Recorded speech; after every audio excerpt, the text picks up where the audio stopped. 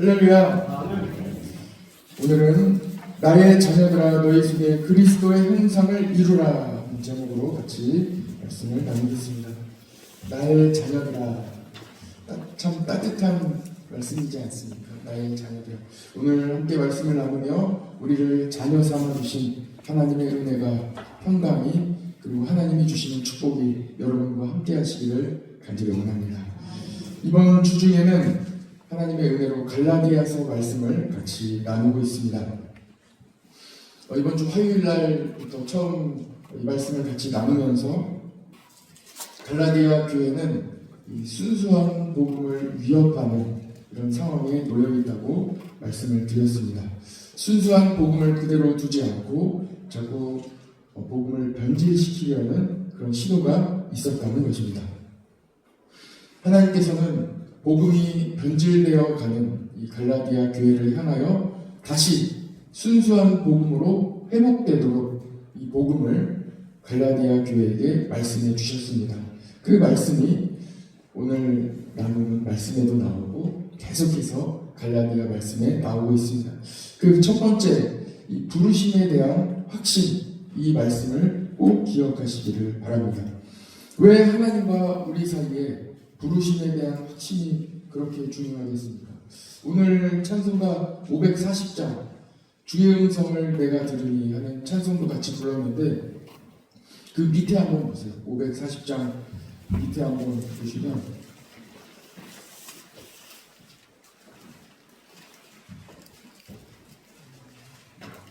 540장의 맨 밑에 그 주제가 나와 있어요. 이 찬양의 주제가 나와 있는데 확신, 믿음의 확신 이렇게 써 있는 거 발견하셨습니까?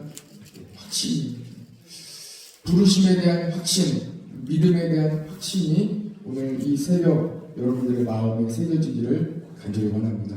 확신이 주님의 음성, 말씀을 들을 때에 확신하는 어떤 이야기를 들을 때에도 하나님과 나 사이에 틈이 없는 것, 나를 위해 살려주시는, 나를 축복해 주시는, 나를 위해 주시는 말씀이라고 확신합니다. 찬송에도 주의 음성을 내가 들으니 사랑한다는 말이 있어요. 말씀을 들을 때마다 하나님이 나를 사랑하신다는 말씀으로 들리는 거예요. 아, 하나님이 나를 이렇게 사랑하시는구나 하고 확신하는, 아, 나는 하나님의 자녀구나. 완전히 하나님과 빈틈이 없는, 오늘 그 확신 가운데 나아가시기를 바랍니다. 왜 하나님과 우리 사이에 부르심에 대한 확신이 이렇게 중요하겠습니까? 반대로 말씀드리면 부르심에 대하여 끊임없이 유혹을, 위협을 받기 때문입니다. 가만두지 않는다는 거예요. 사탄은 창세기 3장으로부터 지금까지 하나님과 우리 사이를 갈라놓으려고 합니다. 그것이 근본적인 목적입니다. 하나님과 우리 사이를 끊어놓는 거예요. 그래서 계속해서 위협하는 거예요. 하나님이 우리를 부르신 그 부르심에 대하여 확신을 갖지 못하도록 끊임없이 유혹하는 것입니다. 예수님을 믿고 구원받은 성도들도 여전히 부르심에 대한 확신을 위협받습니다.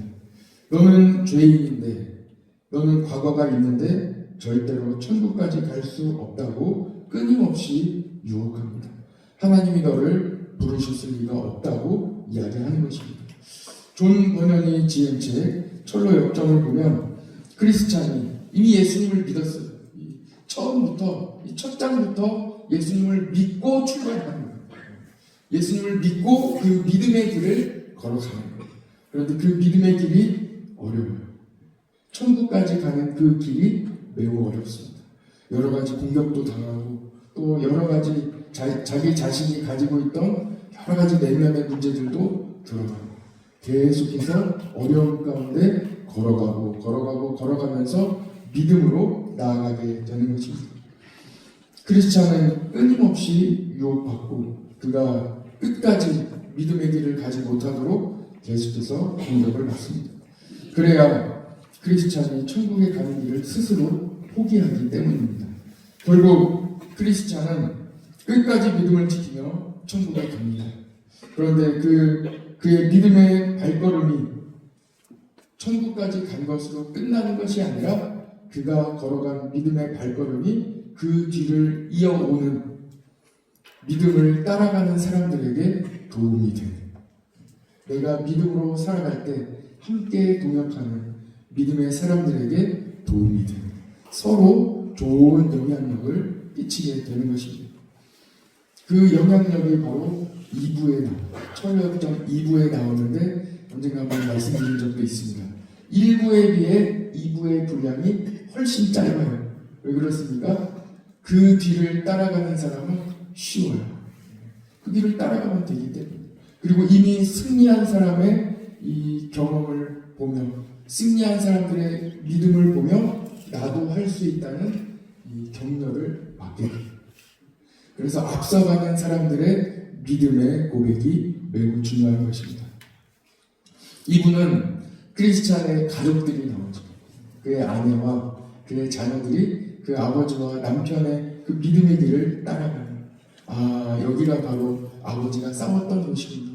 여기가 바로 아버지가 믿음으로 싸워서 승리한 곳이군요. 예수님이 도와주신 곳이군요.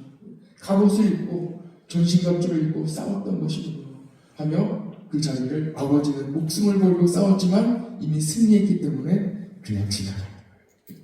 바라보면서 지나가는 믿음의 확신입니다. 한 사람의 믿음의 선택, 고난 중에도 포기하지 않는 믿음은 후손들에게 큰 영향을 끼칩니다. 이 자리에 많이 계신 우리 부모님들, 어려울 때 믿음으로 기도하시기 바랍니다. 눈물로 기도하시기 바랍니다. 그 모습을 자녀들이 보고 있습니다. 그러면 그 자녀들이 비슷한 어려움이 있을 때 그 지점에 섰을 때에 똑같이 기도로 나아가는, 우리 부모님이 믿음으로 기도했지. 믿음으로 기도했다. 어려울 때 교회에서 손들고 기도하시고, 어려울 때 교회에 나와서 또 기도하는 시간을 가지시기 바랍니다. 믿음의 유산, 믿음이 이어져 내려가게 되는 것입니다. 하나님은 부르심의 확신을 가진 성도에게 참 자유를 주십니다. 이 자유를 주시기 위하여 하나님은 우리에게 어떠한 은혜를 베풀어 주셨습니까? 우리에게 자유를 주시기 위하여 어떻게 우리에게 은혜를 베풀어 주셨습니까? 오늘 그 은혜는 바로 자녀로 삼아 주셨다는 것입니다. 같이 한번 해봅시다. 하나님이 나를 자녀로 삼아 주셨습니다. 오늘 갈라디아서 4장의 말씀은 하나님께서 우리를 자녀로 삼아 주셨다는 말씀입니다.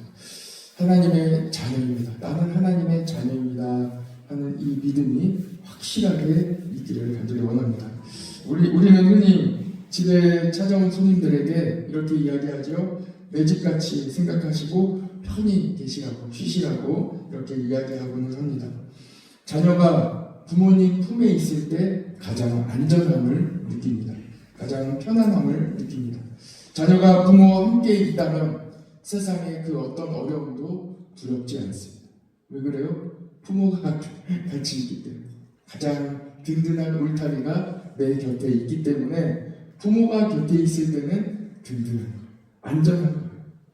이 험한 세상, 하나님께서는 우리를 자녀로 삼아주셔서 편안하게, 두려움 없이 넉넉하게 살아갈 수 있도록 우리를 자녀로 삼아주셨습니다. 이것보다 더 큰 은혜가 어디에 있겠습니까? 다른 은혜를 주실 수도 있어요. 그런데 우리를 자녀로 삼아주셨다는 것입니다. 6절 말씀 같이 한번 봅시다. 오늘 4장 6절 말씀 같이 읽어볼까요? 시작. 너희가 아들이므로 하나님이 그 아들의 영을 우리 마음 가운데 보내사 아빠 아버지가 그렇게 하시니라. 아멘. 그래서 우리는 하나님을 아버지라고 부릅니다. 로마서 8장 14절 15절에도 똑같은 말씀이 나와요. 물론 하나님의 영으로 인도함을 받은 사람은 곧 하나님의 아들이라. 너희는 다시 무서워하는 종의 영을 받지 아니하고 양자의 영을 받았으므로 우리가 아빠 아버지라고 부르짖으리라. 이런 말씀 우리가 또 같이 나누지 않았습니까? 그래서 우리는 하나님을 아버지, 아빠 이렇게 부르며 기도할 수 있는 거예요. 성령님은 우리 안에 새 마음을 창조하시고 그리고 또한 우리의 존재 자체를 새롭게 하시고 우리를 거듭나게 하는 우리는 본질상 죄의 자녀입니다. 8절 말씀을 같이 한번 보세요. 우리의 원래 본질상의 존재에 대해서 나옵니다. 8절 같이 읽어봅시다. 시작.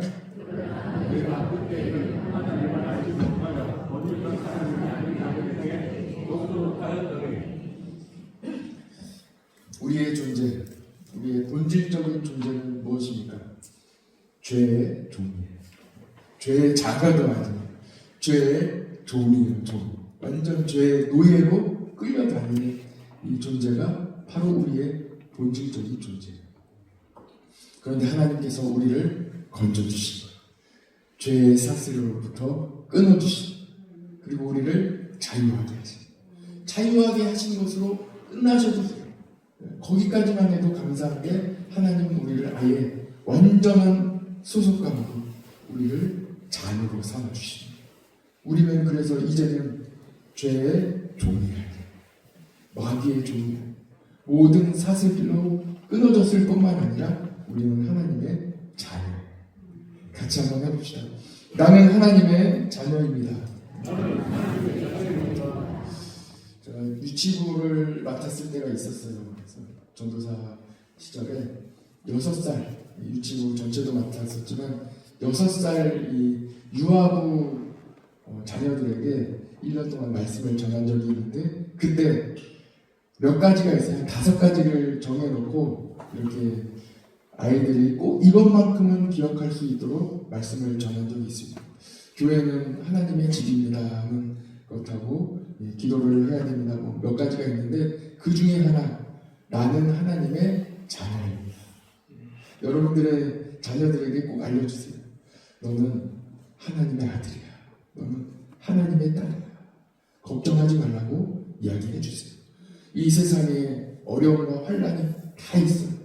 험한 꼴 당할 수도 있고 환란을 당할 수도 있어요. 질병에 걸릴 수도 있어요. 그러나 우리는 꼭 기억하는 거예요. 나는 하나님의 아들이다. 하나님의 딸이다. 그러므로 걱정하지 않아도 돼요. 영원토록 하나님이 지켜주시는 거예요. 하나님의 자녀라는 것이 본질상 죄의 종으로 억압받던 우리가 예수 그리스도의 십자가의 보혈의 능력으로 하나님의 자녀가 되었습니다.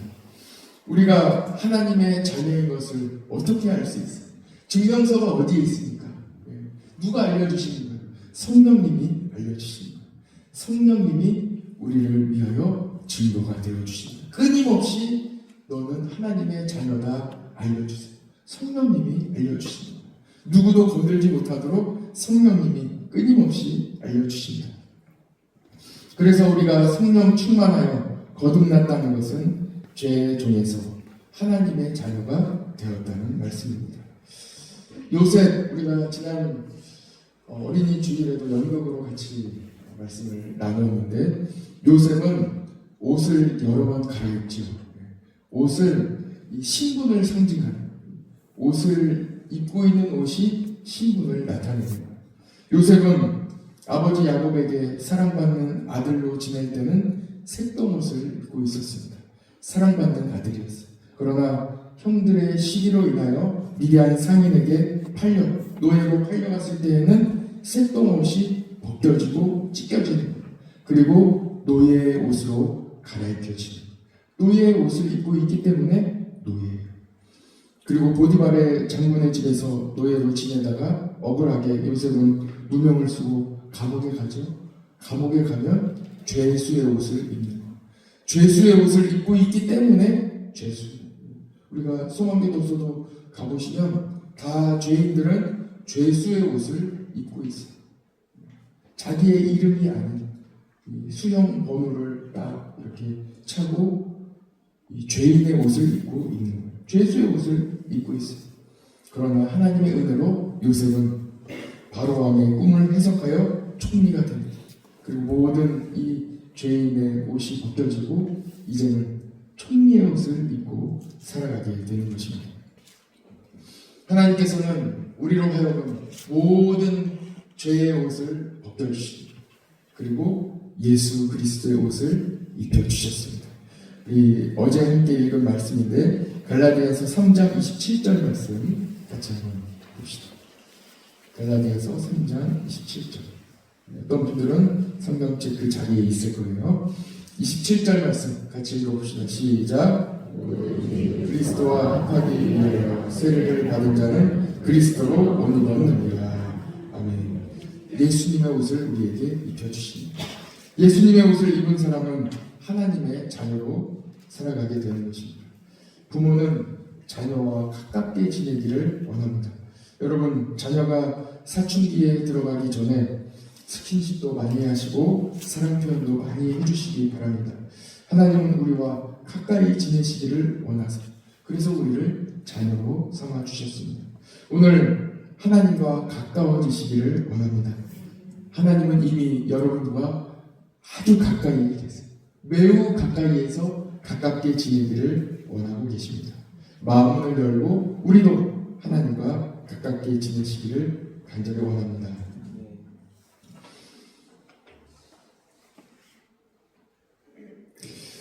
갈라디아 교인들은 자꾸 오늘 이 말씀을 읽어보면 율법으로 돌아가려고 자꾸 이런 사람들이 나타났죠. 왜 과거로 그리워하며 율법으로 돌아가려고 하는 마음이 있었을까요? 한 세 가지로 우리가 살펴볼 수 있는데, 첫 번째는 사람들은 익숙함을 버리기를 싫어합니다. 익숙한 걸 좋아해요. 그래서 익숙함을 버리기를 원치 않아요. 두 번째는 변화를 두려워합니다.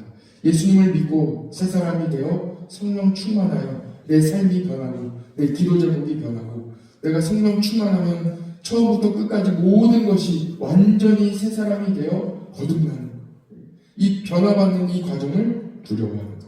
그래서 선뜻 이 변화의 과정으로 들어가기를 두려워합니다. 마지막으로는 가만히 있고 싶어요. 편하기 때문에 움직이고 싶지 별로 않아요. 가만히 안주하고 싶은 마음이 있기 때문입니다. 예수님을 믿는 삶은 무엇입니까? 완전한 변화 속으로 들어가는 본질적인 변화, 나의 상태의 변화, 나의 존재의 변화를 경험합니다. 죄의 종에서, 종이에요. 노예 근성도 있다고 하지 않습니까? 죄의 종에서 완전히 하나님의 자녀로 변화합니다. 그 이후로는 걸어가는 이 모든 행동에서부터 모든 것이 다 변하고 생각도 변하고 다 변하고 본질적인 변화를 경험합니다. 과거를 다 버리고 나 자신까지도 버립니다. 그래서 예수님을 따라가려면 자기 자신을 버리고 예수님의 십자가를 지고 자기 십자가를 지고 같이 따라가야 한다고 말씀해 주셨습니다. 그 변화를 받아들입니다. 예수님은 구원을 얻으려면 거듭나야 한다고 말씀해 주셨습니다. 완전히 새로운 사람으로 다시 태어나야 합니다. 예수님 믿으면 완전히 새로워집니다. 죄의 종에서 하나님의 자녀가 되기 때문입니다. 여러분, 혹시 예수님 믿으면서 안주하고 계십니까? 하나님의 자녀로 사는 은혜의 시대가 두려우십니까? 하나님과 너무 가까이 지내면 손해볼 것 같아 하나님께 한 발 다가가는 것을 주저하고 두려워하고 계시지는 않습니까? 이 모든 불안으로부터 자유하시기 바랍니다. 그리고 오늘 한 걸음 더 하나님께 가까이 다가가시기를 축복합니다. 오늘은 딱 한 걸음만 더 하나님께 가까이 다가가 봅시다. 하나님은 지금도 여러분들을 기다리고 계십니다. 하나님 품에 안겨 아빠, 아버지라 부르며 참 평안과 자유를 누리시기 바랍니다. 여러분 안에 예수님이 계십니다. 기도하겠습니다. 하나님 아버지 감사합니다. 오늘 우리를 하나님의 자녀로 삼아주신 복음의 핵심 메시지를 함께 나누게 하시니 감사합니다.